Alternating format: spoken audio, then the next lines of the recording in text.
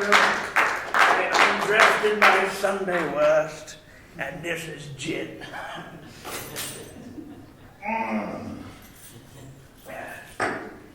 Anyway, good afternoon. I'm Dr. Yorick McCarthy GP, BSC Oxon, and welcome to my Sci-Fi book club. Tonight I bring you one of my very favorite stories, full of daring-do and adventure. So join me now as we take off the stuffy overclothes of everyday life and slip into the comfortable nightwear of fantasy. Now, to ease the transition into fantasy, I would like to sing you a little song, and I'd like you to join me. If, of course, you know the words, I would like to sing you the theme tune to Batman with my own lyrics. And if you know the words, which you won't, do join in. So if I begin, and then you can all join in, and hopefully you'll know all the words. Okay. Na na na na na na na na na na na na na na Batman. Na na na na na na na na na na na na na na Batman and Robin. Na na na na na na na na na na na na Batman and Robin, Commissioner Gordon. You all know the words, but anyway, we're now in fantasy. And so we begin the story. Emily and Justin Reeves were a happily married couple living in a semi-detached, 3-bedroom house at number 32 Orchid Close, Worcester. It was a boring afternoon, and they were both sat in the living room watching reruns of blockbusters on the television. Emily turned to Justin. "Do you know what?" she said. "What?" came the reply. "We didn't make enough of our superpowers," said Emily. "You're right," said Justin. And with that, they left the house and headed for the skies. For both Emily and Justin were endowed with the magnificent ability of flying.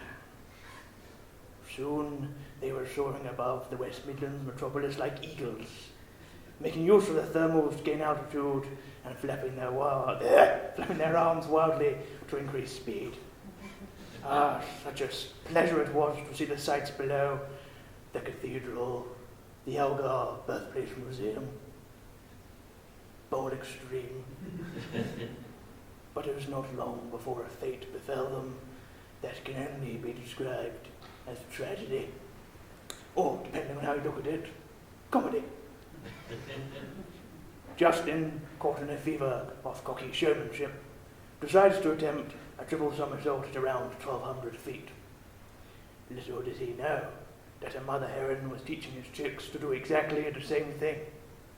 And the horror as they collided, tumbling back down to earth with great rapidity, quicker than even the swiftest of airborne creatures. Neither the heron nor its young survived the fall. They lay dead in a field just outside of Droitwich, a mess of bloody feathers and broken beaks everywhere.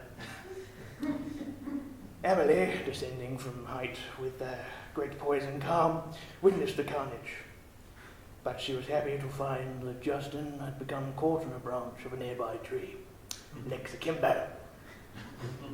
However, the relief did not last, for Justin had disturbed a starling's nest. The irate bird pecked at him ceaselessly, eventually causing him to fall to the ground with minor injuries to his neck and ears. Emily called an ambulance and took Justin to A&E. He was discharged 2 hours later and received a mini Mars bar from the nurse for being a good boy. So such happiness did this bring, but it was short-lived. For Emily did not utter one word to Justin in the car ride home, and made him spend the next 3 days sleeping on the settee until, and I quote, "this whole thing blows over." He cried every night, whilst Emily found time to work on her novel and renovate the spare bedroom. And so concludes the story of the worst wedding anniversary ever.